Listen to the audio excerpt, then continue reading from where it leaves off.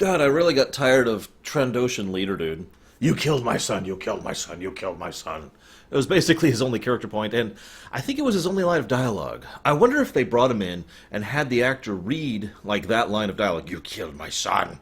I'll get you for this. And then they'd had him do like 5 takes of that, and they said, all right, we'll call you back if we need you for the role, and then they just used all those takes for all his lines of dialogue. I'm exaggerating, of course, but goddamn.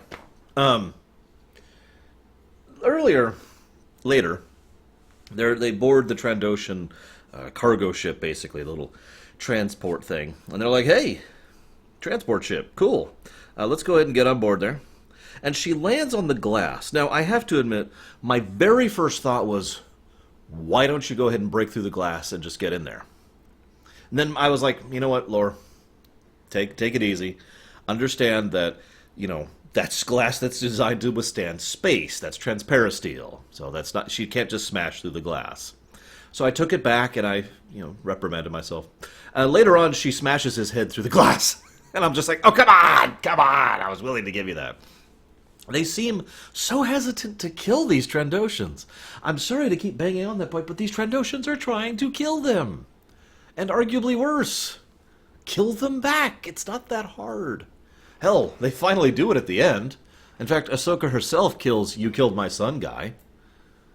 Deliberately, knowingly, willingly.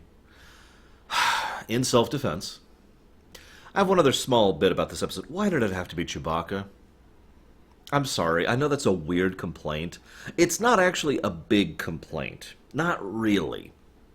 It's actually entirely feasible that Chewie, who is a fairly long-lived individual, he's elderly, would happen to be involved in this situation, relatively brief period of time, before getting back to his own thing. We know the Wookiees were involved in the Clone Wars.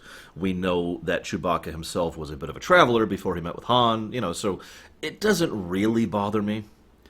But that's because thinking of it from an in-character perspective. From an out-of-character perspective, it's Chewie because it's Chewie, and, we all like him. That being said, I like 2 aspects of it being Chewie. First of all, he is actually pretty intimidating and threatening. They treat him like he is a legitimate threat, like he is stronger or more dangerous, is actually a better way to put that, than the Jedi Children combined. And I like that. One of the things I've always liked is the idea that the Wookiees are basically apex predators amongst sentient species. That amongst all the other galactic-faring races, Wookiees are just, way up towards the top there. I like that idea, is what I'm trying to say. I know that doesn't quite gel with all of canon, or all of the EU, but it's still a concept I've always enjoyed, so I like how they did it in this one. I also like the fact that he knew how to do his stuff with, the radio transmitter, and actually managed to call General Guy. It was nice to see Sugi again, or Shugi.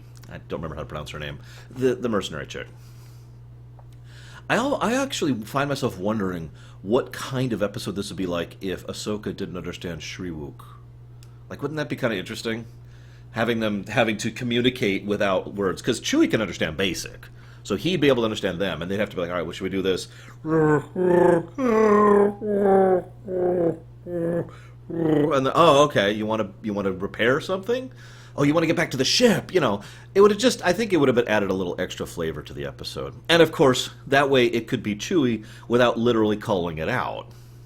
Anyways, I don't have much else to say. There was these nice little side stories that were happening in the previous episode and this one with little owl things outside of the base, the hutch that they were living in. And I kind of liked how they go back and they're like, doo-doo-doo-doo, and then a third one shows up, doo-doo-doo-doo, and then they have to fight the little monkey thing. It was just this nice little thing on the side. I just found it to be an amusing thing. It felt like the animators were like, okay, we need to add a bit to this episode. Let's make each transition another step of a story. It's a clever thing to do. Oh, one last note. The lead Trandoshan had a Gungan trophy. What kind of hunt was that like? All right, and now I will hunt the ever-elusive Gungan. Oh, he slipped and killed himself. I'm going to claim it was a 5-day journey. Anyways, I'll see you next time, guys.